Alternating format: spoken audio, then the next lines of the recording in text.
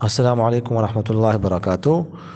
دارالفتہ Jamiatul الزیتون group میں برادر معظم محمد ادریس صاحب نے سوال کیا ہے کہ اگر کوئی شخص ذبح کرنا نہ جانتا ہو اور وہ ذبح کسی غیر مسلم کے ہاتھ سے کرائے اور اس کے سامنے کھڑے ہو کر کلمہ پڑھتا رہے اور غیر مسلم ذبح کرے تو کیا یہ ذبح جائز ہوگا کہ نہیں؟ وضاحت کر۔ دیکھیں، اگر تو غیر مسلم یہودی یا عیسائی ہو یا اہل کتاب ہو تو ان کا ذبیحہ ویسے ہی جائز ہے، بشرط یہ کہ وہ بسم اللہ پڑھے، بسم اللہ اللہ اکبر پڑھ لے وہ تو وہ ذبح کر سکتے ہیں، اور چاہے مالک نہ ہو سامنے، چاہے مالک نہ پڑھے بسم اللہ، چھوڑا وہ پھیر دے، جائز ہے۔ اور اگر یہودی اور عیسائی کے علاوہ کوئی اور ہو تو وہ ایسا نہیں کر سکتا، اس کا ذبیحہ جائز نہیں ہوگا۔